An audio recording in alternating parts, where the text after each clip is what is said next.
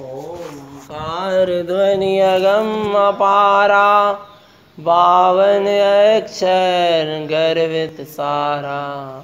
चारों वेद शक्ति है जाकी, ताकी महिमा जगत प्रकाशी।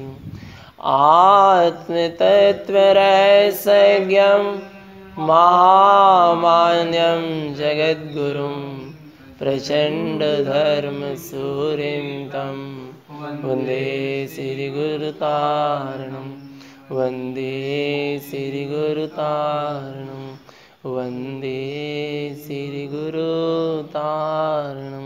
बोले जैनेन्द्र भगवान की, भगवान महावीर स्वामी की, भगवान के समशरण की, वीतराग धर्म की, अहिंसा परमो धर्म की, जिनवाणी मातेश्वरी की, परम पूज्य श्रीमद् तारण तरण मंडलाचार्य महाराज की, शुद्धात्म देव की।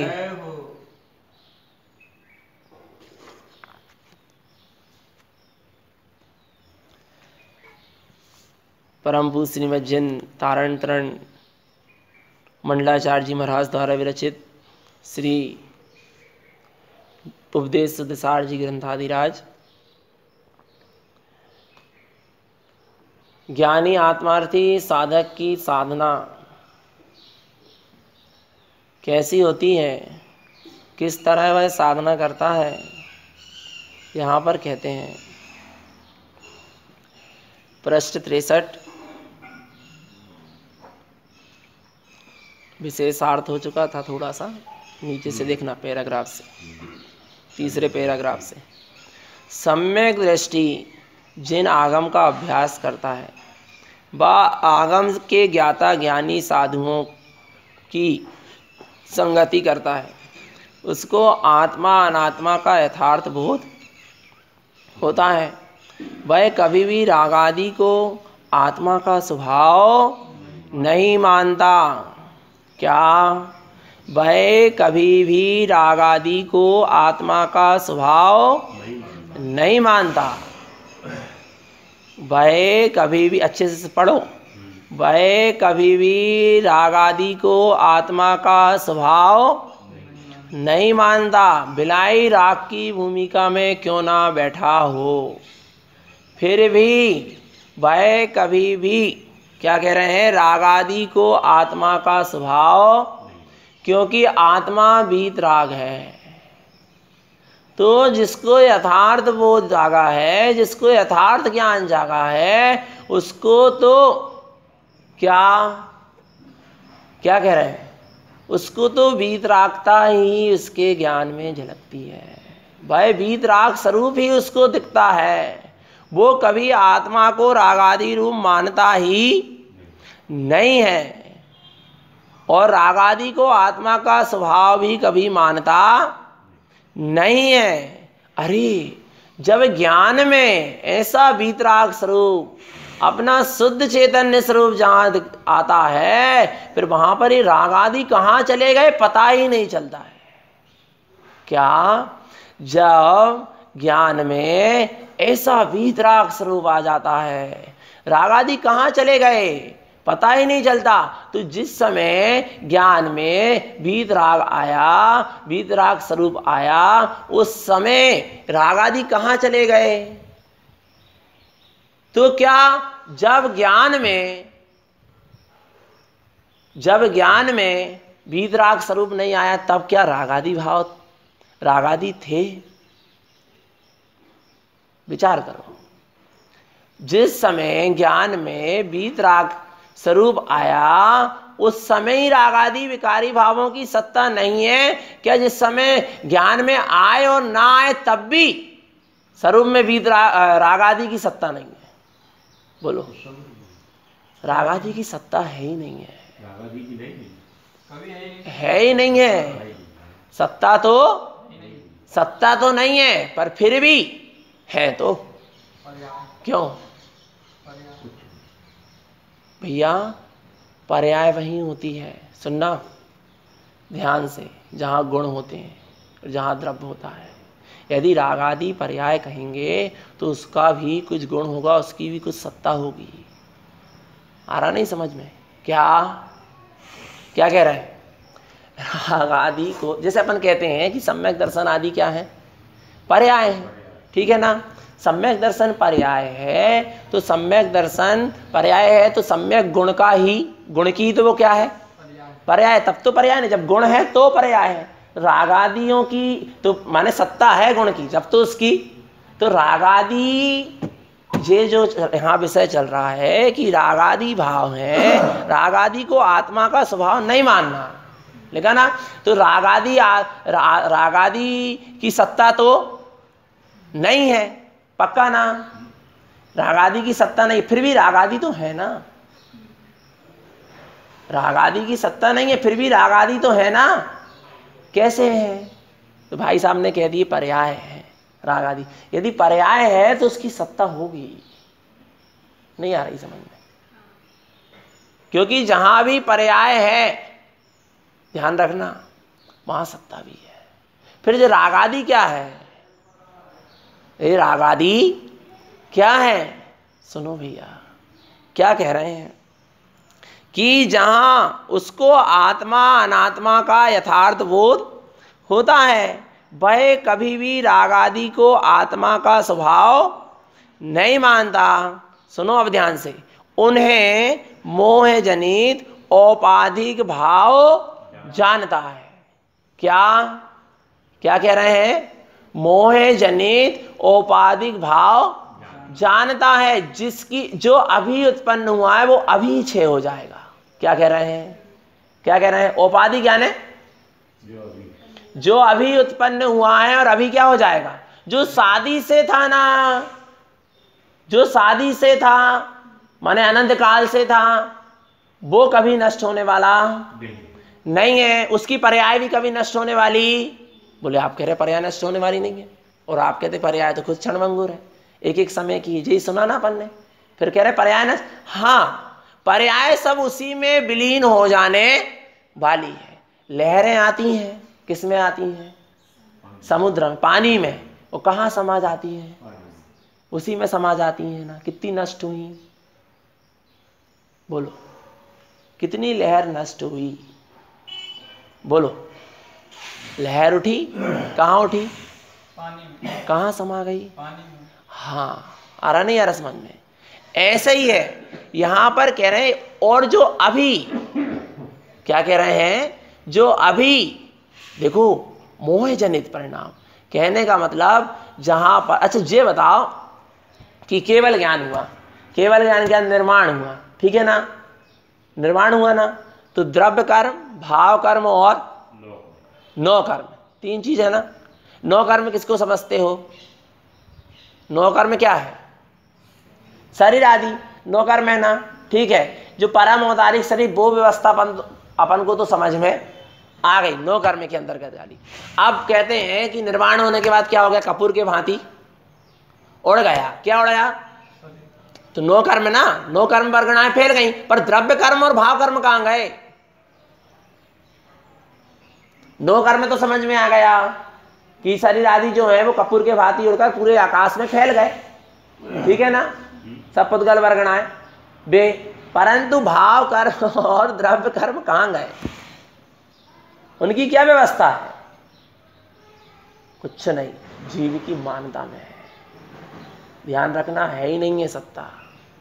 जे मान रहा है सो सत्ता है, और माने ही ना तो कोई सत्ता है ही नहीं है। और सुनो, माने और ना माने सत्ता तो है ही नहीं है, पर मान रहा है ना, इसलिए इसका घाटा हो रहा है। क्या? जो चीज है नहीं उसको मान रहा है, तो इसका क्या हो रहा है?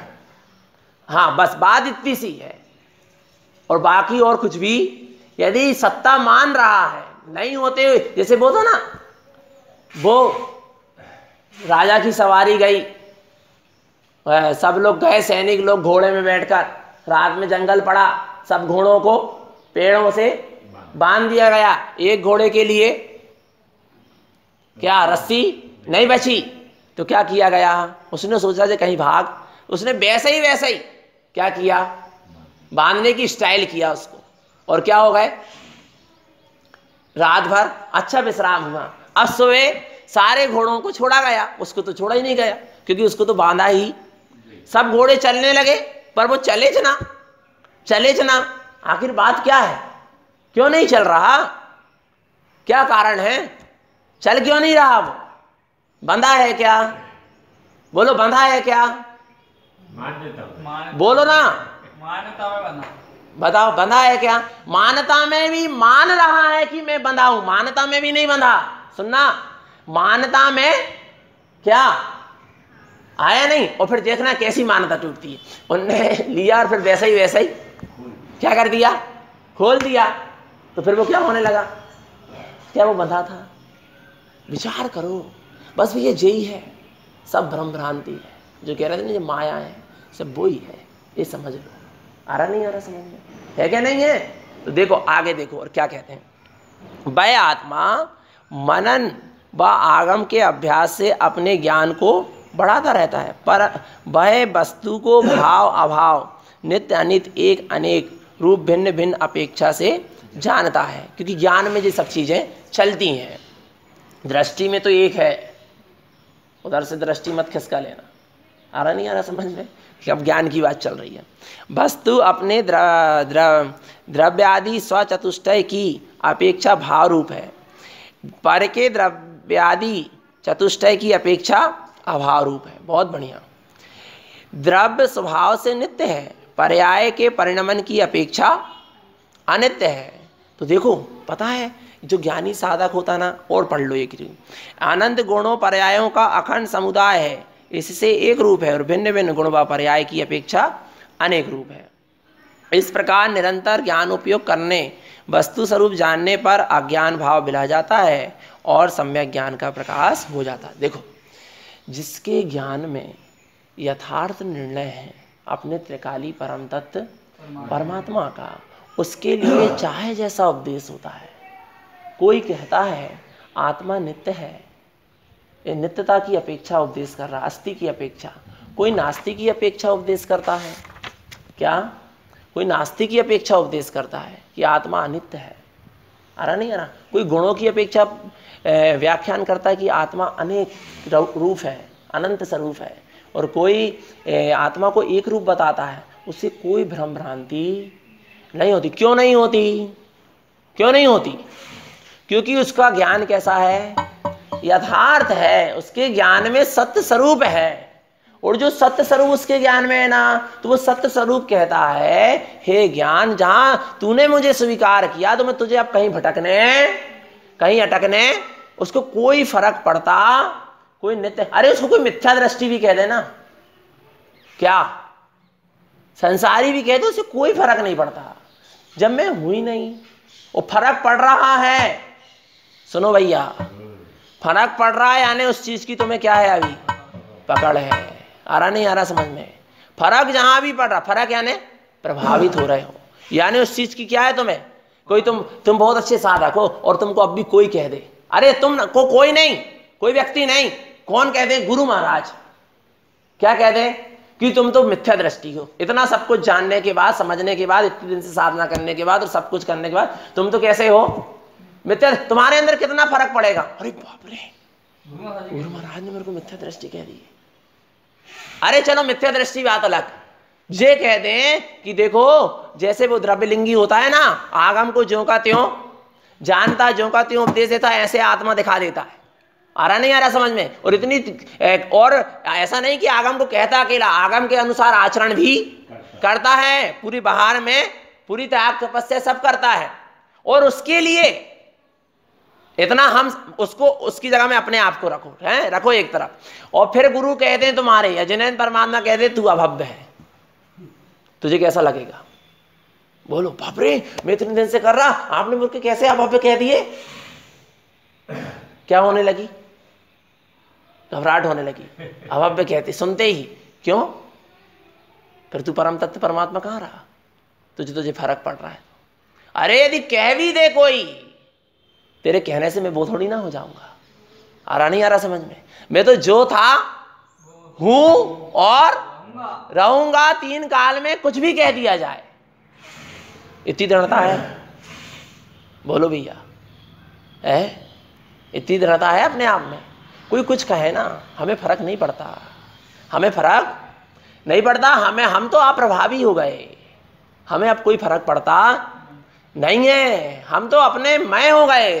अब हमें कोई कुछ कहे और ना कहे, हमें कुछ लेना देना नहीं है। आ रहा नहीं आ रहा समझ में भैया?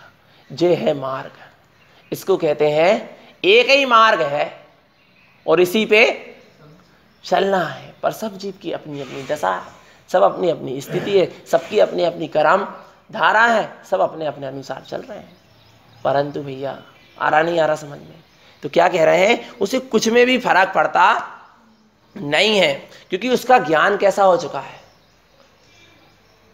ज्ञान कैसा हो चुका है? अचल सद ज्ञान में दिखता सतत निज आत्मा। क्या? जिनके अचल सत ज्ञान में दिखता सतत निज, हाँ, वहां तो अभी श्रद्धा की और दृष्टि की अचलता थी, पर अब यहां पर किसकी अचलता आ गई? ज्ञान की। ध्यान रखना। पर भैया ज्ञान की अचलता कैसे आई, इसको समझो। ज्ञान की अचलता कैसे आई? कैसे जाने कि ज्ञान में अचलता आई? देखो भैया, जब दृष्टि अचल रही ना, जब दृष्टि में अपना निःशुद्धात्म स्वरूप रहा, बस उसी को, जहां बात यही चल रही ना, जहां दृष्टि वहीं ज्ञान काम करता है। ज्ञान में भी वही वस्तु आती है जहां पर क्या है? दृष्टि जहां पर है। तो अब त्रिकाली भगवान आत्मा पे जहां दृष्टि है, तो ज्ञान भी वहां पर क्या करता है? काम करता है। कैसे जाने इस चीज को? दो चीजें हैं, शुद्ध उपयोग और शुद्ध उपभोग। क्या? शुद्ध उपयोग और शुद्ध उपयोग। शुद्ध उपयोग कब होता है बताओ? शुद्ध उपयोग कब होता है? और शुद्ध उपभोग श्रावक की भूमिका में। देखो भैया, आप अपनी जैसा भी आपका चिंतन हो उसके अनुसार आप कह रहे हैं, जो भी आपके इसमें है उसके अनुसार कह रहे हैं। पर सुनो भैया, बिना शुद्ध उपयोग हुए शुद्ध उपभोग नहीं होता। जब उपयोग में शुद्ध वस्तु आई नहीं, तो उपयोग उसका भोग कैसे करेगा? विचार करो थोड़ा सा। आपने गुलाब जामुन खाई नहीं, गुलाब जामुन आपने खाई नहीं, तो उसका भोग कैसे करोगे? वो तुम्हारे मुंह पे आई नहीं, उसका उपभोग कैसे चलेगा? बताओ भैया। हाँ, मैंने गुलाब जामुन खा ली, गुलाब जामुन ऐसी मीठी होती है, ऐसी होती है, देखो मेरे अब ज्ञान में चलने लगा। कल्पना है। क्या है? कल्पना। ध्यान रखना। तो फिर क्या शुद्ध उपयोग? जब तक सातवां गुण स्थान नहीं होगा तब तक हमारा शुद्ध उपभोग नहीं होगा। क्या शुद्ध उपयोग नहीं होगा? किसने कहा? किसने कहा सातवें गुण स्थान में शुद्ध उपयोग होता है? कहा जाता है, सुनो, वहां कहने लगते हैं, सातवें गुण स्थान वाले को कहने लगते हैं कि शुद्ध उपयोगी है, ऐसा कहने लगते हैं उसको। मैंने क्या कहा था? मैंने क्या चर्चा चली थी? कहना और मानना आ रही थी ना, व्यवहार और मिथ्यात्व आ रहा नहीं, मान्यता और कहना, कहने में आना। अब सुनो, ये बताओ, यदि शुद्ध उपयोग सातवें गुण स्थान में है, तो जिस समय अवरत सम्यक दृष्टि के लिए आत्मानुभूति हुई, क्या हुई? आत्मानुभूति जिस क्षण हुई, हम कह रहे जिस क्षण, एक समय की बात कह लो, जिस समय हुई उस समय उसका कौन सा उपयोग चल रहा था? अशुभ क्या शुभ? क्या अशुभ उपयोग में आत्मानुभूति होती? बोले नहीं होती भैया। तो शुभ उपयोग में होती है? नहीं होती। अनुभूति नहीं कहलाएगी यदि शुभ उपयोग है तो क्या कहलाएगा? होता नहीं होता? आप बोलो, उसके लिए भी शुद्ध उपयोग होता नहीं होता? भैया एक क्षण के लिए होता है शुद्ध उपयोग, और जो शुद्ध उपयोग में जो वस्तु आई तत्क्षण सम्यक श्रद्धा धार पुनि सेवहु सम्यक तत्क्षण, बिल्कुल भेद होते हुए भी वहां भेद समझ में नहीं आता, तत्क्षण ज्ञान उसको क्या कर लेता है, किसको, मुझे अनुभूति हुई उसको नहीं, जो अनुभूति में आया ना, परम तत्व परमात्मा कह लो, त्रिकाली कह लो, ध्रुवात्मा कह लो, जो कहना सो कह लो, वो जो आया ना, अब उसका ज्ञान में उपभोग चलता है। क्या क्या कह रहे हैं, ज्ञान में उसका क्या चलता है, उपभोग। बिना शुद्ध उपयोग हुए शुद्ध उपभोग चल सकता, ध्यान रखना। बस अब क्या चल रहा है, बस वही वही वही वही वही। उपभोग का मतलब क्या, कोई उपभोग का मतलब ऐसा है कि उसमें जाकर वो हो रहा है या वो हो रहा है, ऐसा कुछ नहीं। उपभोग यानी सहज सहज चलते जा रहा, चलते जा रहा, वही वही ज्ञान में वही वही झलक रहा जो दृष्टि में, जो शुद्ध उपयोग में आया। शुद्ध उपयोग भी नहीं झलक रहा, शुद्ध उपयोग में जो आया वो ज्ञान में, बस उसका भोग चल रहा है, चलता जाता है, चलता जाता है। बनती है ऐसी दशा, बस चलता जाता है, चलता जाता है। पर चलता जाता है, चलाता नहीं है। कर्ता बन जाएगा, भोक्ता बन जाएगा, ज्ञायक नहीं रह पाएगा। क्या चलता है, सहज ही चलता है। आ रहा नहीं आ रहा समझ में, सहज चलता जाता है, चलता जाता है। वो पता है जो चीज कहने में आ रही थी ना, एक है और अनंत है, एक है और दृष्टि में एक है और ज्ञान में अनंत है। कैसे कैसे कैसे बताओ, कैसे ज्ञान में वही चीज अनंत कैसे है भैया, विचार करो चेतन। क्या दर्शन भी तो अनंत है, फिर क्यों नहीं आ रहा उसमें। सुनो भैया, वस्तु एक है और उसी को क्या कहा जा रहा था, अनंत। और उसमें गुण और पर्यायों की अपेक्षा भी नहीं कह रहे थे, है ना। जी बात आ रही थी ना कि गुणों और पर्याय की अपेक्षा भी अपन को उसको अनंत। कैसे कैसे वस्तु एक है और अनंत है। किसी ने हीरे को लाया, क्या लाया, ये कितना बड़ा क्या है, हीरा है। हीरा है इसके हाथ में, क्या है इसके हाथ में, हीरा। कितना है, एक है। उससे पूछा गया तूने क्या लेके आया, बोले मैं करोड़ रुपए लेके आया। क्या लेकर आया, बोले कहाँ है, बोले इसमें बंद है, इस मुट्ठी में बंद है, इसमें करोड़। बोले करोड़ रुपए, ये तो एक दिख रहा है। आई समझ में, कैसे दृष्टि में तो क्या दिख रहा है, हीरा दिख रहा है, एक दिख रहा है, दिख रहा है ना। पर ज्ञान है जिसको, उसको क्या दिख रहा है, करोड़ दिख रहा। दिख रहा नहीं दिख रहा, आ रहा नहीं आ रहा समझ में। दृष्टि में तो एक है, पर ज्ञान में उसकी कीमत उसको कितनी दिख रही है, अनंत दिख रही है। दिख रही नहीं दिख रही। बीज बोया एक, क्या उस किसान से पूछो 50 किलो गेहूं बो दिया उसने खेत में, क्या उसको 50 किलो दिख रही है, पूछो, बोलो उसको क्या दिख रहा है, बोलो ना। आ रहा नहीं आ रहा समझ में, आया नहीं आया समझ में भैया। वास्तव में ज्ञान की ही साधना है। क्या है, ज्ञान की यही साधना है और यही साधना है, कहीं कहीं जाकर नहीं साधना है। यही साधना है और यही साधना है और कहीं नहीं है। अपने से बाहर कहीं कुछ साधना नहीं है। क्या अपनी परिधि के बाहर कुछ साधना नहीं है, फिर वहां सब सहज है। बस ज्ञान में ऐसी निश्चलता आ जाए, अचलता आ जाए, प्रगाढ़ता, बस बना रहे,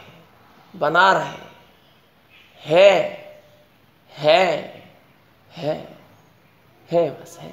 अब तुम उसको है कह के क्यों जोर देते हो, पर क्या करें, आता है। वो भी क्या हो रहा है, वो भी हो रहा है। कितनी गजब व्यवस्था है, कितना सहज है, कितना सहज स्वरूप है भैया। वास्तव में ऐसा सहज समता में स्वरूप को इतनी समता से पिया जाता है, इतनी समता से पिया जाता है। स्वरूप कितना है, अनंत है ना, तो उसके लिए धैर्यता और समता कितनी चाहिए, बोलो भैया, कितनी चाहिए, अनंत चाहिए ना। हड़बड़ी में जल्दी जल्दी में कुछ होता नहीं है, और जल्दी की बात ही नहीं है यहाँ। क्यों, कुछ करना है क्या जो जल्दी की बात, कुछ देरी हो जाएगी तो कुछ गड़बड़ हो जाएगी क्या, हाँ अंदर में, बोलो भैया, कुछ देरी हो जाएगी तो कुछ गड़बड़ हो जाएगी क्या, कुछ गड़बड़ तो होने वाला नहीं है ना, फिर इतनी जल्दी क्यों मचा रहे हो, बोलो। धैर्यता, स्वरूप अनंत है तो उसके लिए धैर्यता भी कितनी चाहिए, अनंत। स्वरूप समतामय है तो उसके लिए ज्ञान जिसमें वो आ जाए, उसके लिए जानने के लिए ज्ञान भी समतामय चाहिए। आ रहा नहीं आ रहा समझ में, इतना इतना सहज है, इतना सहज है, अब क्या कहें उसको, क्या बताएं, आ रहा नहीं आ रहा समझ में।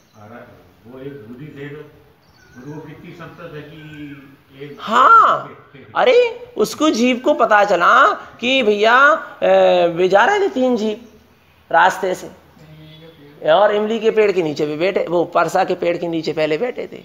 उन्होंने कहा तुम कहाँ जा रहे, बोले समूह शरण में जा रहे हैं। बोले समूह शरण में जा रहे, पूछ के आना मेरे भाव कितने बचे, वो पूछ के आए, भगवान की वाणी में आया तुम्हारे भाव तो 3 है, पर वे मुनिराज के भाव कितने बचे, बोले जितने भी पेड़ के नीचे बैठे उसमें जितनी पत्ती हैं। और जब उनको पता चला, बस क्या हुआ, बोलो ना, हाँ है तो ना अंत है, आ गया ज्ञान में, है माने है, एक ना एक दिन तो होना ही, उसके लिए अब क्या, अरे बाप रे इतने, मैं कहाँ उड़ गया वो पेड़ के नीचे से, अरे आ रहा नहीं आ रहा समझ में। बागनंदी मुनि के लिए देखो देखो, विचार करो, जब वे मुनि पद में थे तो सहज था ज्ञान, मान ही नहीं रहा था, और जब वे गृहस्थ अवस्था में आ गए, कुम्हार घड़ा बनाने लगे, बताओ तो सहज थे, और फिर से क्या हो गया, बनी बन के, तो भी सहज था ज्ञान। इतनी सहजता होना चाहिए, चाहे जैसा हो जाए, जो लगना नहीं चाहिए, टच नहीं करना, अरे बाप रे मैं ना ऐसा ऐसा करने लगा तो मेरी ना वो चीज चली गई, मैं इस रूप पालन क्रिया करने लगा, ऐसा ऐसा करने लगा तो मेरे से वो चीज चली गई, तो चली कहाँ गई, बोलो। कुछ तो पाप विषय कसाय में लगे तो कहने लगे यार हम फिर ना जी थोड़ा सत्संग मिलता है, और फिर सत्संग मिलने के बाद यदि हम वो फिर घर गृहस्थी गए तो फिर सब चला जाता है। और कुछ जीव ऐसे हैं कि भैया सत्संग में रहते हैं या अंदर की वो चीज़ कुछ समय आती है, फिर भैया हम जो स्वाध्याय व्रत नियम संयम में लग जाते हैं ना, तो वो चीज़ हमारी चली जाती। अरे चली जाने वाली वस्तु है, तेरी दृष्टि वहां से चली गई, इसलिए तुझे लग रहा कि वस्तु चली गई, तेरा ज्ञान वहां से ओझल हो गया, इसलिए तुझे लग रहा है कि वो चली गई। अरे वो तो जहां थी है और बस। आ रहा नहीं आ रहा समझ में, है या नहीं है। अब तू उस है को कैसे कह दे कि है माने है, बस भैया ऐसा हो जाए, ऐसा कुछ हो जाए, क्या है, नहीं है। फिर हमने कहे तो तुम कह रहे हैं, अच्छा हम कह रहे हो जाए भी कहो ना, हो जाए ना, हो जाए भी कहो ना, क्यों डरते हो जाए नहीं कहने से, जिसको होना उसको हो जाए। हाँ वो तो है। आ रहा नहीं आ रहा समझ में, हाँ भैया ऐसा ही मार्ग है। आगे देखो, द्रव्य सदा निर्लेप्त विमल स्वभाव है, स्वयं ज्ञाता भिन्न ही तैरता है, स्वयं ज्ञाता भिन्न ही तैरता। इसका मतलब क्या है, स्वयं ज्ञाता भिन्न ही तैरता है, इसका मतलब क्या है, जो ज्ञानी है वो अपने ज्ञान में तैरता है। देखो जो स्वयं ज्ञाता मैं नहीं, ध्यान रखना, स्वयं ज्ञाता भिन्न ही तैरता है। कहना नहीं पड़ता कि ये भिन्न है, ये भिन्न है, मैं भिन्न हूँ, ये भिन्न है, जो सुभादि भाव भिन्न है, क्रिया आदि भिन्न है, मैं भिन्न हूँ, ऐसा नहीं। स्वयं ज्ञाता भिन्न ही क्या करता है, तैरता है। क्या उसको भिन्न तैराना पड़ता है, बोलो। बोलो, ये सब समझाने की दृष्टि से प्रथम भूमिका में कहा जाता है, पर अंतरंग में ऐसा कुछ होता नहीं, भिन्न ही तैरता है। नाव पानी से कैसी चल रही है? क्यों चल रही है? भिन्न ही है ना, तो भिन्न ही चल रही है। अब उसको कैसे समझाओ तुम कि भिन्न चल रही है तो चल रही है, तो होता है तो चल रही है तो सब कुछ है, और है नहीं है तो ध्यान रखना, है नहीं है तो कुछ नहीं है। क्या है नहीं है तो कुछ नहीं है, पर है में है नहीं है क्या? इसलिए सब कुछ लगता है कि इसलिए तुझे सब लगता है कि ऐसा ऐसा क्यों होता है, ऐसा ऐसा होना चाहिए, ऐसा नहीं होना चाहिए, ऐसा होना चाहिए, ऐसा करूंगा ऐसा होगा। माने क्या है? मैं पना नहीं है। जो मैं है ना, जो तेरा मैं है, मैं जो लगा है ना, वो मैं में मैं नहीं लगा, बाकी सब में मैं लगा है। तेरा मैं में पूर्ण मान्यता तेरी मैं में जो तू है ना, उसमें नहीं लगी है, काय में लगी है। पर मैं इसलिए सब कुछ ऐसा लगता है नहीं है। सब क्या होता है? लगता है, पर है सब कोरी कल्पना है। सब क्या है? कोरी कल्पना, कल्पना नहीं, कोरी कल्पना है ना, बिल्कुल झूठी में झूठी कोरी कल्पना। हाँ, एक बार जैसे कल्पना भी होती है, सच्ची कल्पना भी होती है। एक ज्ञान समुच्चय सार में आपने एक गाथा आई खूब अच्छी, कल्पना से संबंधित गाथा आई है ज्ञान समुच्चय सार में, तो कि वो ऐसी कल्पना करता, पर जो साकार हो सके वह कल्पना का करो तो कोई काम की है। जो साकार ही नहीं होना तीन काल में भी, उसकी कल्पना क्या? सकर खारी हो जाए तीन काल में हो सकती है क्या? तो उस रूप कल्पना करने से क्या होगा? बोलो ना, हो सकता है क्या? आ रहा नहीं आ रहा समझ में? कल्पना करने से क्या होगा? सकर क्या हो जाए? नहीं, एक अपेक्षा से हो सकती, कभी तो हो सकती है, कभी तो उसका परिणाम बदल सकता है, कभी तो सकर रूप हो सकता, खारापन रूप हो सकती है। अरे यानी तुझे अभी सिद्धांत पे श्रद्धा नहीं है, ये कोरी कल्पना कहलाती है। क्या कल्पना कहलाती है? क्या कहलाती है? कोरी कल्पना। ऐसी कल्पना में जीना मत। क्या होता है बताएं हम? कुछ तो खुमारी में छाए रहते, किसी को तो खुमारी छाए होती है, खुमारी छाए रहती है। क्या खुमारी है? नहीं ना, उसी बस उसमें बस गुंतारे में लगे हैं, कुछ हो नहीं रहा अंदर से, बस काय में लगे हैं, ऐसा है बस गुंता, उसका ना श्रद्धान ज्ञान पूर्वक वो चीज नहीं चल रही, बस ऐसा है, बस काय में लगे हैं, वो सिर्फ गुंतारे में लगे हैं। गुंतारे में नहीं लगना भैया, सत्यता को जानना है। किसको? सत्यता को पहचानना है, सत्यता में तिष्ठना है। ऐसा ज्ञान में होना चाहिए, ज्ञान में आना चाहिए। आ रहा नहीं आ रहा समझ में?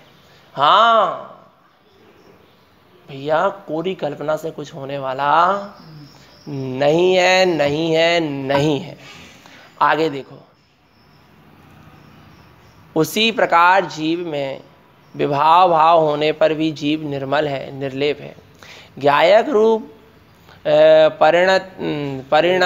परिणमित होने पर पर्याय में निर्लिप्तता होती है, पर पर्याय में निर्लिप्तता होती है। यह सब जो कसाय राग द्वेष आदि भाव अज्ञान जनित विभाव ज्ञात होते हैं, वे ज्ञेय हैं, मैं तो ज्ञायक हूँ। ये जो जितना जो कुछ भी है, वे सब जो जानने में आ रहा है, वे सब क्या है? ज्ञेय है। और मैं क्या हूँ? मैं ज्ञायक हूँ। क्या ऐसा जानने में आ रहा है? क्या ऐसा है? यदि मैं ज्ञायक हूँ ऐसा जानने में आ रहा है, तो वह भी क्या है? उसका भी क्या हूँ?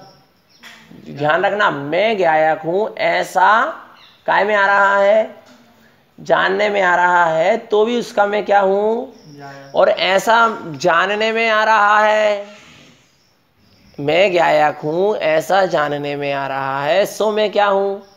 ज्ञायक हूँ। ठीक है ना? ऐसा जानने में आ रहा है कि मैं ज्ञायक हूँ, तो भी मैं जानने में आ रहा सो क्या है, कोई ऐसा भी जहां जानने में आ रहा है सो भी मैं क्या हूं, जाए हूं ना, और नहीं आ रहा जानने में तो वो तो जो है सो है। हूं ना, है ना। बस अब उसको क्या पुष्ट करें, जब इतना समझ में आ गया जो है सो है ना। ज्ञान में आ रही नहीं ये चीज, कोरी कल्पना की बात नहीं चल रही यहां पर, ध्यान रखना। हाँ, विवेक को मूर्छित करके यहां बात नहीं चल रही। क्या क्या कह रहे हैं यहां पर, विवेक को पीट कर यहां पर बात नहीं चल रही, अंधी श्रद्धा वाली बात नहीं चल रही। यहां ज्ञान के नयन यहां खुले होना चाहिए। आ रहा नहीं, आ रहा समझ में, तो इस चीज को स्वीकार करो। आ रहा नहीं, हाँ, नहीं तो बस वे बनारसी दास जी जैसी स्थिति हो जाएगी। किसकी जैसी, हाँ, निश्चयाभासी या व्यवहाराभासी जैसी स्थिति हो जाएगी यदि कोरी कल्पना में डूबे रहे तो चेतनात्मा। हाँ, ध्यान रखना। वे बनारसी दास जी के लाने पता है क्या घटना घटी बनारसी दास जी के साथ, पता है? अरे बनारसी दास जी ने जब निश्चय को पढ़ा, निश्चय को जी आत्मा की बात समझी, तो वे सारे व्यभिचार रूप आचरण होने लगा। हाँ, व्यभिचार रूप आचरण करने लगे, सब छोड़ दिया, बोले अरे इससे कुछ नहीं होना, वो तो आत्मा शुद्ध है तो सब कर लो भैया। और फिर जब उनको चारित्र वाली चीज पता चली तो वे अपने कमरे में पीछे कमंडल लेकर और घूमने लगे। आ रहा समझ में कि अरे जब व्यवहार की सुनी उन्होंने तो उनका व्यवहार रूप आचरण की बात आने लगी कि नहीं नहीं भैया इसी से सब कुछ है, इसी से सब कुछ है। तो वो उस रूप क्या करने लगे, पगला से गए, यानी कहने का मतलब जी। और जब उन्होंने निश्चय को सुना, जब निश्चय को सुना तो भैया उनको जो लगने लगा कि आत्मा तो कुछ करती नहीं, सब खाओ पियो, सब ऐश करो, सब विचारपना करो, सब करो। आ रहा नहीं, आ रहा समझ में। और फिर उन्हीं को एक ही जीव के साथ कितनी दो घटना, और वो भी परिणमन में थी तो घटी। आ रहा नहीं, आ रहा समझ में। पर देखो इसका नाम स्वच्छंदपना है, इसको कहते हैं स्वच्छंदपना। फिर जब उनको वह चीज अंदर से आई तो उन्होंने फिर समय सार नाटक लिखा कि आत्मा कितने प्रकार के नाटक कर, माने आत्मा में कितने प्रकार का परिणमन रूप नाटक हो सकता है। आ रहा नहीं, आ रहा समझ में। तब तो फिर उन्होंने कहा परिणति जीव की 3 बात भरनी, और 1 पुण्य पाप और 1 हाँ निश्चय का भी तुझे राग है, निश्चय का भी तुझे राग है, और व्यवहार का भी तुझे राग है। तो तेरी परिणति अभी शुद्ध कहाँ है, बीज राग में कहाँ है। आ रहा नहीं, आ रहा समझ में। यदि तुझे व्यवहार का भी राग है और काय का निश्चय, तो निश्चय की और व्यवहार की दृष्टि की बात नहीं कर रहे, राग की बात कर रहे हैं। राग यानी चिपकापन, राग यानी क्या, चिपकापन। ध्यान रखना। हाँ, राग, और राग में और अपन यदि थोड़ी सूक्ष्मता लाएं तो राग तो चलो राग हो जाए, हो भी सकता है, पर रुचि पूर्वक नहीं होना चाहिए। क्या, रुचि रुचि रुचि। और जिसकी भैया सम्यक रुचि नहीं होती ना, वो कहीं ना कहीं अटक ही जाता है, खुल के नहीं जी पाता, खुल के नहीं आ पाता। ये तो खुल के जीने का मार्ग है, दब के जीने का मार्ग नहीं है। ध्यान रखना। हाँ बिल्कुल, दब के रहने वाला मार्ग नहीं है ये, दुम दबा के भागने वाला मार्ग नहीं है। ध्यान रखना, भगवान आत्मा किसी से भी यहां दमना नहीं है। हाँ बिल्कुल ध्यान रखना। लिखा था ना, हाँ सत्य शेर की तरह है, सत्य शेर की तरह। अच्छा सुनो, और कितना दबा लो, दबने वाला तो है नहीं। आ रहा नहीं, आ रहा समझ। पर ज्ञान को समझाया जा रहा है। किसको समझाया जा रहा है, ज्ञान को, कि भैया तुझे दबकर किसी से भी दबकर नहीं चलना, खुल के चलना है। जम से मारो खुल के खेलो, ज्ञानानंद महाराज कहते थे ना, जम से मारो और खुल के खेलो, है क्या नहीं है। और जो जम से मारता खुल के खेलता वही अपनी मर्यादा में रहता है। क्या, जो जम से मारता है और खुल के खेलता वही क्या रहता है, अपनी मर्यादा में रहता है। और जिसने इस चीज को जाना नहीं है, जम से मारो और खुल के खेलो, और वो खुल के तो खेलने लगता है पर सब अपनी मर्यादा को भूल जाता है। हाँ ध्यान रखना चेतन आत्मा। एक कहावत और है ना, ज्ञान विवेक को खो करके जैसे कि वो सिंह का बच्चा, उसमें सामर्थ्य थी क्या? नहीं। बोले मैं तो भेड़ों के साथ भी चला जाऊं तो मैं अपने अस्तित्व को नहीं खोता।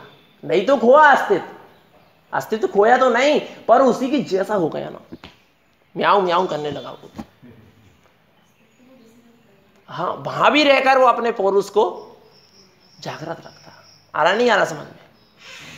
जब है जम से मारो और खुल के खेलो, नहीं तो बस आओ लच्छू और जाओ लच्छू, न तो कच्छू न तो चच्छू, बस जिसके पीछे लग गए उन्हीं के लच्छू हो गए अपन। कोई के लच्छू मत रहो, हाँ, कोई के लच्छू मत रहो, कोई की पल्ला पकड़ के मत चलो।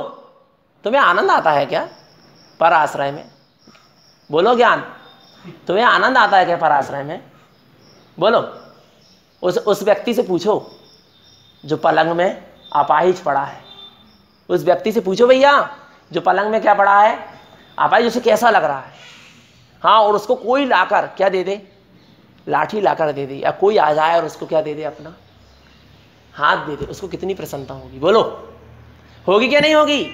पर उतनी प्रसन्नता नहीं होगी जितनी अपने स्वयं के पैर से चलने पर होगी। क्या कह रहे हैं? आ रहा नहीं भैया समझ में? लाठी लेकर चले, हाथ पकड़ के भी चले, चलेगा तो, परंतु वो ये चाह रहा है कि मैं एक कदम भी चलूं पर अपने पैर पे चलूं तो मुझे प्रसन्नता है। और मैं यदि क्या कर रहा हूं, यदि जरा सा भी मैं लाठी का क्या कर रहा हूं या किसी व्यक्ति का साथ ले रहा हूं और फिर चल रहा हूं तो मुझे प्रसन्नता। ज्ञान को पुसाता ही नहीं है परालंबन। सम्यक ज्ञान को परालंबन पुसाता नहीं है एक क्षण के लिए भी। ध्यान रखना चेतनात्मा, परालंबन से चलने वाला ये मार्ग है ही नहीं है। स्वावलंबी बन के चलो। कैसे? स्वावलंबी। और स्वावलंबी पना कब आएगा? बोलो, स्वावलंबी ज्ञान कब होगा? बोलो कब होगा? स्वावलंबी ज्ञान कब होगा? स्वावलंबी कब बनेगा? स्वावलंबी का आश्रय का ठीक है, परंतु स्वावलंबी बनेगा कब? स्वावलंबनपन उसमें कब आएगा? स्वरूप तो अपने में स्वावलंबी है, पर वो ज्ञान में स्वावलंबनपन कब आएगा?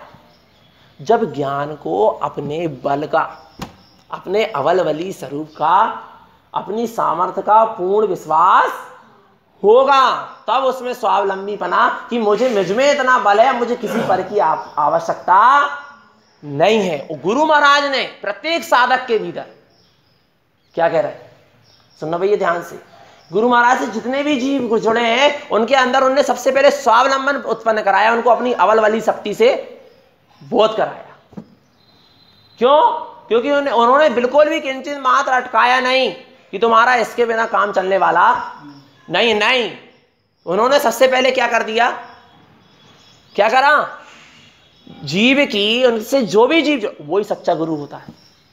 वही सच्चा गुरु होता है जो जीव की अनंत शक्ति, जीव को अपनी अनंत शक्ति से बोध करा देता है और उसको उसके अवल बली स्वरूप को बतला देता है ज्ञान के लिए, और कहता तू इसके अवलंबन से चलना, मेरे आश्रय मत रहना।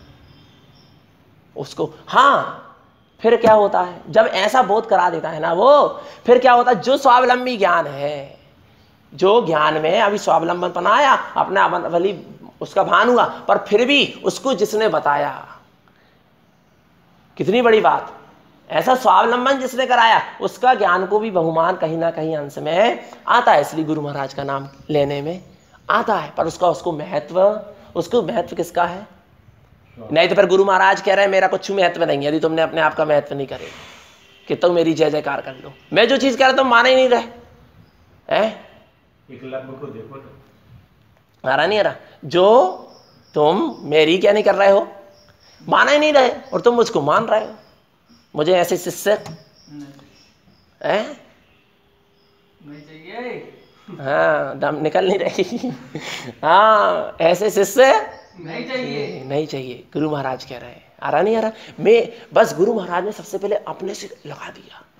तुम्हें किसी की, वास्तव में गुरु महाराज एक ऐसे गुरु हैं और देखो बताएं, गुरु महाराज होते ना आज, तो जो चीज नहीं आ पाती जीवन में जो आज हमारे जीवन में आ रही है। ध्यान रखना, आज गुरु महाराज, जैसे गुरु महाराज के लिए महावीर स्वामी के समोशरण में थे ना, गुरु महाराज महावीर स्वामी के समोशरण में पौरुष नहीं जागृत हो पाया।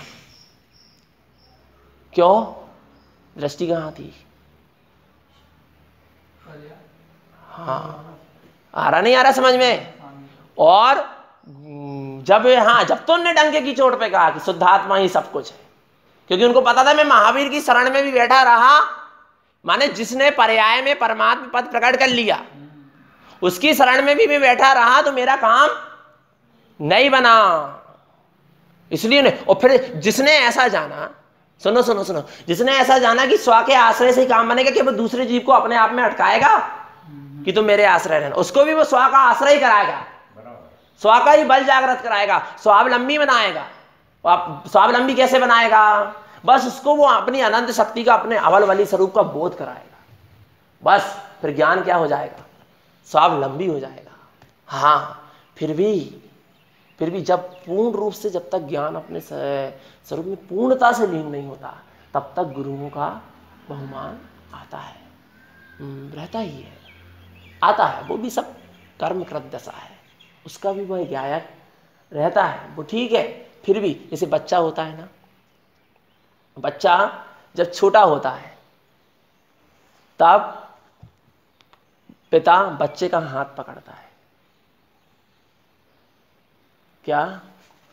जब बच्चा छोटा होता है, वास्तव में बीच बीच में गुरु की महिमा आ जाती है। हाँ, जिससे मार्ग मिला है ना, और वो मार्ग अपन को क्लियर हो रहा है, तो ज्ञान में विवेक कहता है कि देख भैया, तुझे जो मार्ग क्लियर हो रहा है ना, इसमें तू अहम मत कर लेना, थोड़ा सा गुरु के प्रति झुक के चल, उससे ही तुझे मार्ग मिला। बस इसके लिए कि अहम ना आ जाए। क्या ना आ जाए? हुआ स्वयं से है, पर वो स्वयं से जो हुआ है उसके प्रति भी क्या ना आ जाए? अहम ना जाए। इसलिए थोड़े से गुरु के प्रति झुककर चल। क्या? हाथ, पहले बच्चा जब छोटा होता है तो पिता क्या करते हैं? बोलो। उंगली पकड़, उसको, उसका हाथ पकड़कर पिता बच्चे का हाथ पकड़कर चलते हैं। और जब बच्चा बड़ा हो जाता है, बोलो, जब पिता को अब उसके हाथ पकड़ने की आवश्यकता किसकी? बच्चे की। पर बच्चा यदि सच्चा है वो पिता का हाथ पकड़ के चलता है। क्या? जिसने मुझे हाथ पकड़ के चलाया, आज मैं अपने पैर पर खड़ा हो गया हूं, तो अब मुझे उसका हाथ नहीं, आ रहा नहीं आ रहा समझ में, नहीं छोड़ा जाता, चलता ही है। हाथ पकड़ के चलने का मतलब है कि उसको लेकर चलता है। क्यों? कहीं मुझे क्या ना आ जाए? अहम ना आ जाए। और जिनको अहम आ जाता है ना, क्या बता रहे हैं, हम तो अपनी योग्यता से वो हुए, हमको तो अपना वो है, और हुए तो हो तुम अपनी योग्यता से, सब कुछ है, उनने पिता ने कुछ नहीं किया, फिर भी भैया आ रहा नहीं आ रहा, फिर भी अपनी दुनिया बसा लेते, माँ बाप को भूल ही जाते हैं। आ रहा नहीं आ रहा समझ में? पर कृतज्ञ मत बनो। आ रहा नहीं आ रहा? उपकारी के उपकार को मानो, परम उपकार है। आ रहा नहीं आ रहा समझ में? हाँ, ध्यान रखना, परम उपकार है, पर महत्व ना रहे। उपकारी का महत्व ना रहे। उपकार की आती है ये चीज, पर उसका क्या नहीं रहना चाहिए? महत्व ना रहे। आती है मगर बीच बीच में आ जाता है, परंतु जोर किसका होना चाहिए? किसका? जोर। हाँ, अच्छा, कितना जोर होना चाहिए? पूर्ण जोर। कैसा जोर होना चाहिए? कैसा जोर होना चाहिए? कुछ करके दिखाना है क्या? कुछ बोल के दिखाना है क्या? कि कुछ बाहर में दिखाना पड़ेगा कि मुझे इतना जोर है? बोलो, बोलो ना। और तू जोर से यदि जोर माना, जैसे खूब जोर से यदि तू जोर मान रहा है, जोर नहीं है, सब तेरे को जोर है। जोर का तुझे जोर है, जोर यानी बुखार है तुझे उसका। तेरी वैसी क्या बन गई है? आदत बन गई है। आदत, मानता नहीं, तेरी वैसी आदत बन गई, आदत कि बार बार तेरे को जोर आता है और जोर लगाना पड़ता है। ये संस्कार बन जाएंगे, ध्यान रखना, जैसे संयमियों को संयमी के संस्कार बन जाते हैं ना, ऐसे ही जो जोर लगाने वालों को जोर के संस्कार बन जाते हैं। ध्यान रखना, हाँ ध्यान रखना। अरे सहज साध्य है, क्या आ रहा नहीं आ रहा समझ में? स्वरूप तो कैसा है? सहज साध्य है, सहज साध्य है। साध्य है या नहीं है? बस सहज साध्य है। सहज साधना चलती है ज्ञान में। दृष्टि में तो जोर लगता, पर ज्ञान में कैसी साधना चलती है? सहज। अब देखो यहाँ नीचे पढ़ लो थोड़ा सा भैया। इस प्रकार प्रज्ञा छेनी को शुभाशुभ भाव और ज्ञान की सूक्ष्म अंतर संधि में पटकना। हाँ, क्या कह रहे हैं सुनो भैया। शुभाशुभ भाव सब चीज ले लो, हम तो कह रहे हैं शुभाशुभ को लेकर लेने से निश्चय व्यवहार से लेके सब चीज ले लो, नए प्रमाण निश्चय सब चीज ले लो, तुम तो संयम असंयम पूरी चीज ले लो यहाँ पर तुम, है ना। शुभाशुभ से यहाँ पर और ज्ञान की सूक्ष्म अंतर संधि में पटक कर, किसको पटक कर? हाँ, आ रहा नहीं आ रहा समझ में? प्रज्ञा जागृत होना चाहिए। प्रज्ञा बहुत बड़ी चीज होती है। विवेक से भी बड़ी चीज क्या होती है? प्रज्ञा। और सुबुद्धि से भी बड़ी चीज क्या होती है? लोग अभी सुबुद्धि को प्रज्ञा समझ लेते हैं, और सुबुद्धि को प्रज्ञा समझकर जो आचरण होता है ना, या किसको हम कह रहे थे प्रज्ञा समझ लेते? सुबुद्धि के साथ एक चीज और क्या अभी बोले थे ना, विवेक या सुबुद्धि को क्या समझ लेते हैं? प्रज्ञा समझ लेते हैं। उन्हीं के ज्ञान में संशय विभ्रम और विमोह होते हैं। क्या?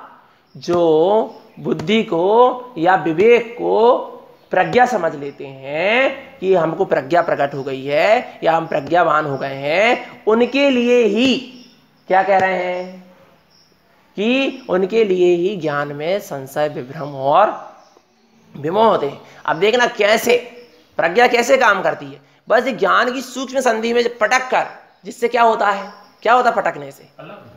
बस जो अलग था अलग है और अलग रहेगा, तो जो अलग था वो अलग अलग लगने लगा। क्या? जो अलग ही है, पर वो अब ज्ञान में क्या लगने लगा? अलग अलग। बस सबसे न्यारा, सबसे भिन्न, सबसे अभिन्न। आ रहा नहीं आ रहा? सबसे भिन्न और सबसे अभिन्न, भेदाभेद से परे ऐसा दिखने लगा, ऐसा जानने में आने लगा। प्रज्ञा बहुत बड़ी चीज होती है। बताएंगे आप प्रज्ञा को कैसी होती है। ज्ञान उपयोग को बार बार सूक्ष्म करके, हाँ, दोनों की संधि में सावधान होकर प्रहार करने से। सावधान क्यों? सावधान होकर क्यों कह रहे हैं? कि तुम जिससे अलग कर रहे हो ना, उसके प्रति भी द्वेष ना हो, और तुम जिससे अलग होना चाह रहे हो, माने जिससे तुम जुड़ना चाह रहे हो, उससे राग ना हो। कितनी सूक्ष्मता है यहाँ। हाँ, सावधान होकर प्रहार, जिससे माने जैसे वो कहते हैं ना, एक कहने में था ना कि लाठी भी ना टूटे और काम बन जाए, ऐसा कुछ कहते हैं ना, कि लाठी भी ना टूटे और सर्प भी मर जाए, ऐसी दशा है यहाँ। क्या कह रहे हैं? लाठी भी ना टूटे, माने तुम अपने मार्ग से विचलित भी ना हो, और इन सब अज्ञान जनित जितने भी विभाव आदि हैं, इन सब का नष्ट भी हो जाए, नाश हो जाए। पता चले इनके नाश के पीछे तुम ही नाश ना हो जाओ। क्या? इनके नाश के पीछे की वजह जी नहीं होना चाहिए, जी है ही नहीं, अज्ञान भाव ना दिखता है ही नहीं। आ रहा नहीं आ रहा समझ में? तो जीव क्या होता है, कई बार साधक की यदि कमजोरी होती है, प्रज्ञा उसको प्रकट नहीं होती, तो भी इनको गलाने में लग जाता है। गली गलाई वस्तु को पकड़ने में लग जाता है, गलाने में लग जाता है। हाँ, क्योंकि क्या नहीं है उसके अंदर? प्रज्ञा उसी चीज को क्या कह रहे हैं? कितनी सावधानी पूर्वक प्रहार करो कि वो क्या हो जाए? सर्प भी मर जाए और लाठी भी ना टूटे। ऐसी वाली बात यहाँ पर, सब विभाव आदि बिला भी जाएं और अपना ज्ञान का शक्ति भी उनको बिलाने में ना लग जाए, ना लगे। क्योंकि देखो, यदि ज्ञान में जरा सा भी जोर चल रहा है ना, कि मैं इनको बिला दूं, क्षय कर दूं, इनसे हट जाऊं, दूर हो जाऊं, नहीं, मैं तो अपने में आ जाऊं, ये जोर चलना चाहिए। क्या? ज्ञान में जो चलना चाहिए, बस मैं अपने में आ जाऊं, मैं अपने में हूं, ऐसा जोर चलना चाहिए। ऐसा जोर नहीं चलना चाहिए कि मैं इनसे भिन्न हूं, या ये सब मुझसे बिला जाए, ये सब बिलाने वाले, ऐसा भी जोर नहीं चलना चाहिए। बस मैं अपने में हूँ, मैं अपने में बस ऐसा जहाँ जोर चलता है या जहाँ ऐसा सहज परिणमन चलता है वहाँ से सब अपने आप सहज बिला जाते हैं, उसमें कोई बहुत बड़ी बात नहीं है। यहाँ कह रहे हैं पर्याय में अपनत्व, कहाँ पर? द्रव्य स्वभाव और पर्याय की भिन्नता भाषित होती है। पर्याय में अपनत्व और कर्तृत्व का अभाव ही ज्ञान की शुद्धि है। पर्याय में अपनत्व और क्या? कर्तृत्व का अभाव ही ज्ञान की शुद्धि है। ध्यान रखना भैया, पर्याय में, फिर से बोल रहे हैं एक बार, पर्याय में अपनत्व और कर्तृत्व का अभाव ही ज्ञान की शुद्धि है। देखो अब तुम्हारा ज्ञान कितना ऊपर उठा है, कर्तृत्व और अपनत्व से कितना ऊपर उठा है। हाँ, जब तक पर्याय को देखने जानने में लगे रहना है, उसमें अच्छा बुरा मानना है, तब तक अज्ञान भाव है। क्या कह रहे हैं? हमने तो यही सुने थे कि पर्याय अच्छी नहीं होती, स्वभाव अच्छा होता है। इसमें क्या लिखा है? जब तक पर्याय को देखने जानने में लगे रहना, उसमें अच्छा बुरा मानना। किसमें? पर्याय में अच्छी कर्मधारा चलने लगी तो बुरी पर्याय यार अच्छी नहीं है, सब डिस्टर्ब हो रहा है। ज्ञान धारा चलने, अरे कितनी अच्छी पर्याय चल रही है, कितनी अच्छी पर्याय चल रही है, तो क्या होगा? तुम पर्याय में अच्छा और बुरा, तो फिर तुम्हारी ज्ञान की शुद्धि कहाँ गई? आ रहा नहीं आ रहा समझ में? बुरा मानना तब तक क्या है? अज्ञान। जब तो अज्ञान को पता कहाँ तक लिया गया है, अज्ञान को कब तक लिया? यदि बाहर व्यवहार से कब तक लिया गया? जब तक केवल ज्ञान, तब तक अज्ञान है। 12वें गुण स्थान तक अज्ञान काम करता है, पर अज्ञान का काम होता है, पर ज्ञान में उसका भेद नहीं है वहां पर, वो बात एक अलग है। पर फिर भी कहाँ तक लिया गया है अज्ञान को? जब तक पूर्ण ज्ञान प्रकट नहीं हो रहा। हाँ, पर से भिन्न ज्ञायक विमल स्वभाव का निर्णय करके बारंबार भेद ज्ञान का अभ्यास करते करते मति श्रुत ज्ञान के विकल्प क्या होते हैं? टूट जाते हैं। उपयोग गहराई में चला जाता है और क्या बात है, केवल ज्ञान के साथ केली प्रारंभ होती है। वास्तव में यह ज्ञान साधना पर से भिन्न ज्ञायक विमल का निर्णय करके बारंबार भेद ज्ञान का अभ्यास करते करते मति श्रुत ज्ञान के विकल्प टूट जाते हैं। अभी जितने विकल्प चल रहे हैं भैया, आ रहा समझ में? सब मति श्रुत ज्ञान में सब साधक है ना, क्योंकि सब साधक है कि नहीं? हाँ, तो काय में चल रहा है? मति। अब यहाँ और ऊपर की बात करें, मति श्रुत ज्ञान के विकल्प टूट जाते हैं, उपयोग गहराई में चला जाता है और केवल ज्ञान के साथ केली प्रारंभ हो जाती है। ज्ञान के अभ्यास से भेद ज्ञान होता है, वह भेद ज्ञान के अभ्यास से केवल ज्ञान होता है। सम्यक दृष्टि का ज्ञान अति सूक्ष्म है। हाँ, क्या? सम्यक दृष्टि का ज्ञान जो अति सूक्ष्म है ना, जो अति सूक्ष्म शब्द आ रहा ना, इसी को प्रज्ञा कहते हैं। इसी को क्या कहते हैं? प्रज्ञा कहते हैं। जो सूक्ष्म से सूक्ष्म कमी को भी पकड़ ले और जो सूक्ष्म से सूक्ष्म स्वरूप गहराई को भी पकड़ ले। आ रहा नहीं आ रहा समझ में? हाँ, नहीं ना, हाँ, बुद्धि कह लो, अब आपकी भाषा में जो भी कह लो, मतलब शब्द दे दिया अपन ने, पर उसको समझ लो बस, समझने के लिए। प्रज्ञा भी एक शब्द दे दिया गया उसको समझने के लिए। वह राग और स्वभाव के बीच की संधि में ज्ञान पर्याय का प्रवेश होते ही प्रथम बुद्धिगम्य भिन्नता करता है। आत्मा का लक्ष्य तो हुआ, आत्मा लक्ष्य में है, आत्मा का लक्ष्य तो हुआ और आत्मा लक्ष्य में है, और उसमें एकाग्रता का विशेष पुरुषार्थ भी करता है। परंतु जब तक ज्ञान की शुद्धि नहीं हुई, वह आगे नहीं बढ़, कितना प्रयास कर ले, आगे बढ़ने वाला नहीं है। कितना कुछ कह लो भैया, तुम कितना चिल्ला लो और कितना तुम बाहर की क्रियाचर्या पाल लो, काहे कछु कर लो, दोनों चीज कहते हैं हम, तो कुछ कर लो। हाँ, पर देखो क्या कह रहे हैं, आगे तब तक नहीं बढ़ पाता जब तक ज्ञान की शुद्धि। आ रहा नहीं आ रहा समझ में? हाँ चेतन आत्मा, ध्यान से समझना। देखो प्रज्ञा की बात आ रही, देखो हम एक उदाहरण बता रहे हैं तुमको, बस समय हो ही गया। इसके लिए क्या करना चाहिए, जो आगे गाथा पर फिर अगले अमित भाई लेंगे दोपहर में। अब इसके बाद देखो क्या हुआ, प्रज्ञा देखना कैसे काम करती है, उदाहरण के माध्यम से बता रहे। प्रज्ञा में कठोरता नहीं होती, प्रज्ञा में लचीलापन नहीं होता, पर प्रज्ञा में कोमलता होती है। क्या? क्योंकि ज्ञान, देखो एक चीज बताए थे ना कि श्रद्धा में दृढ़ता, ज्ञान में और चारित्र में निर्मलता। चारित्र में क्या बोले तुमने? हाँ, चारित्र में निर्मलता, श्रद्धा में दृढ़ता, ज्ञान में कोमलता, और तुझे प्रज्ञा बुद्धि, प्रज्ञा सुबुद्धि या जो भी कह लो, सब ज्ञान की तो है। तो इसमें लचीलापन तो नहीं होता, माने शिथिलता नहीं होती, स्वच्छंदपना नहीं होता, पर ये बड़ा कोमल भी होता है। प्रज्ञा कोमल भी होती, माने जिससे कि स्वयं का भी तो घात ना हो, पर दूसरे का भी घात ना हो, इतनी संभाल रखती प्रज्ञा कि अपना भी घात ना हो और दूसरे का भी घात ना हो, इतना क्या रखती है, संभाल रखती है। क्या हुआ कि दयानंद सरस्वती, नाम सुना होगा तुमने, दयानंद सरस्वती उदाहरण है, जे उदाहरण को उदाहरण ही लेना। दयानंद सरस्वती एक बार ट्रेन में बैठे। कहाँ बैठे?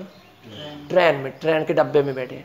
ट्रेन क्या थी, असल में खाली थी, सब जितने डब्बा थे सब में 2-2 4-4 लोग बैठे थे, और जिस डब्बे में दयानंद सरस्वती बैठे थे उस डब्बे में कोई भी बैठा नहीं था। अब वहीं पर आकर ना एक महिला बैठ गई। कहाँ? दयानंद डब्बे में, और उनके बाजू में बैठ गई। इतनी सीट खाली पर कहीं नहीं बैठी, कहाँ बैठ गई? उसी के बिल्कुल बाजू में जाकर बैठ गई। अब बैठ तो गई, उसी समय प्रज्ञा जागृत थी। किसकी? दयानंद सरस्वती की। वो नाना प्रकार के माने गलत भाव उनके सामने व्यक्त करने लगी। तो समझ में तो आया था कि ये कुछ बोल रही है, पर दयानंद सरस्वती बस साक्षी बनकर, ये समझ लो अपन अपनी भाषा में देख रहे हैं, पर फिर भी वो कुछ कहने लगी। तो फिर बस उनकी प्रज्ञा ने थोड़ा सा, एक तो आकर्षण हुआ, पर प्रज्ञा ने देखना थोड़ा सा क्या कहा, तुम जो कह रही हो मुझे सुनाई नहीं दे रहा, तुम तो क्या करके दो, लिख के दो। तो उन्हें कागज में वो सब बातें कि माने जो भी गलत बातें सब लिख के दे दी उसने। दयानंद सरस्वती ने उसको अपने कहाँ रख लिए, मोड़ के जेब में रख लिए। फिर दयानंद सरस्वती की प्रज्ञा पहले जागृत थी, सजग हुई, और फिर उसने बोली, हाँ बोल अब तू क्या कहती थी। तो घबरा गई, बाप रे ये तो सुनते भी हैं, और क्या कहते हैं, और इन्हें लिखवा के रख लिए, पहले प्रमाण रख लिए, और उसके बाद उसको फटकारे कि तू क्या कह रही थी, तू क्या लुभाना चाह रही थी। और कदाचित वो लिखवा के नहीं रखते और फिर वो उसको समझाते, तो कहा वो जी हल्ला मचा, देखो देखो मेरे साथ ये क्या कर रहा है, ये क्या कर रहा है, आ रहा नहीं आ रहा समझ में। पर पहले क्या कर ली, इसी ने खुद ने अपने हाथों से लिख कर दिया है उसको पहले। इसका नाम क्या है, प्रज्ञा।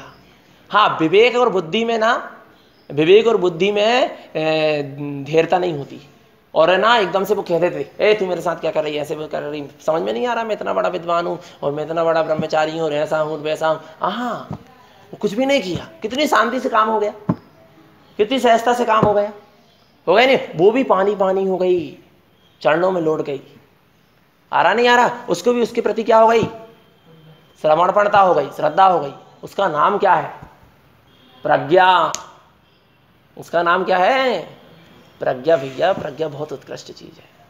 हाँ, ध्यान रखना, जिसके अंदर प्रज्ञा हो जाती है ना, जो कर्म के उदय उसको क्या करने आते हैं, सुनो सुनो, जीव को कर्म के उदय क्या करने आते हैं, बोलो, कर्म के उदय परीक्षा लेने आते हैं, हिलाने आते हैं ना। पर क्या, जैसे वो हिलाने आई थी उसको, पर वो उसके अंदर उसकी प्रज्ञा जागृत थी, तो वो हिल नहीं पाए, बल्कि उन्हीं को, उसी को हिला के उसको अपने चरणों में रख लिए। ऐसे जिसके अंदर प्रज्ञा जागृत होती है, उसके अंदर प्रज्ञा जागृत, जो कर्म तो आते हैं, जो खूब पेरते, और जब सबसे ज्यादा साधक को पाप कर्म नहीं पेरते, कौन से कर्म पेरते, पुण्य कर्म। ख्याति लाभ पूजा बढ़ती है, जैसे जैसे रिद्धि सिद्धि इतनी प्राप्त होंगी, अभी आगे देखना, तो जो जीन नहीं देंगी तुम्हें, न मरण देंगी। हाँ, ध्यान रखना, आ रहा नहीं समझ में? अभी कछु नहीं है, अभी तो हिल भी नहीं रहा है, माने कहने का मतलब पत्ता हिल भी नहीं रहा हो, कहने का मतलब आ रहा नहीं, आ रहा समझ में है क्या नहीं? पर जिसकी प्रज्ञा जागृत होती है ना, वो उसको भी, कर्मों को भी अपने चरणों में रखता है। क्या? अपनी चरण की धूरा बनाकर रखता है, उसको महत्व नहीं देता। और वो चरण की धूरा बनती, फिर वो कर्म उसके अनुकूल कार्य करते हैं। क्या कह रहा हूं मैं? जैसे वो अब उसकी समर्पण कर दी ना, अब उसको क्या अनुकूल है कि भैया वो क्या हो जाए, उसके अनुकूल वो महिला उनके क्या हो गई, चरणों की धूरा बनी, चरणों में झुक गई। अब उसके अनुकूल क्या काम कर रही है वो, दयानंद सरस्वती के अनुकूल क्या काम कर रही है कि बस वो अब वहां से ऑटोमेटिक क्या हो गई, चली गई। ऐसे कर्म अपने आप ऑटोमेटिक चले जाते हैं। आ रहा नहीं आ रहा समझ में? तो भैया अपनी प्रज्ञा को बस, अरे स्वप्न दोष न पश्चन्ते, सपने में भी दोष दिखाई सम्यक दृष्टि के लिए, सम्यक ज्ञान की जिसकी शुद्धि होती है, उसको स्वप्न तक में चिंतन मनन की बात सुनो। अरे क्या पता जाप करते करते कहाँ पहुंच जाते हैं, क्या हो, अरे स्वप्न तक में, जहां निद्रा तक में, स्वप्न तक में जहां दोष पहचाने नहीं जाते, इतनी ज्ञान की शुद्धि है, इतनी ज्ञान की निर्मलता है, इतनी ज्ञान की उत्कृष्टता है। हाँ बस, पर सहज रमण मोह भावे, सहज है मगर भैया बहुत सहजता से चलो, तब काम बनेगा। हाँ देखो महाराज जी एक सूत्र कहते थे हमेशा, हमें समझ में नहीं आती थी ये चीज़, हमें तो उनकी बाहर की चीज़ से लगती थी कि सहज रहो सहज रहो, पर उन्होंने कहा जितनी सहजता होगी उतना धर्म प्रकट होगा, जितनी सहजता होगी उतना धर्म है, वो प्रकट होगा नहीं, जितनी सहजता है उतना धर्म है। ऐसा महाराज जी हर समय कहता, देखना कभी भी बोले जितना सहजता ही धर्म है, सहजता ही धर्म है, सहजता ही धर्म है, सहज होना ही धर्म है, सहज ही रहना धर्म है। सहजता ही को धर्म कहते थे, समझ में नहीं आती थी, पर अब समझ में आ रही है चीज़ की सहज वो किसको कहते थे, कि किसका नाम सहज धर्म है।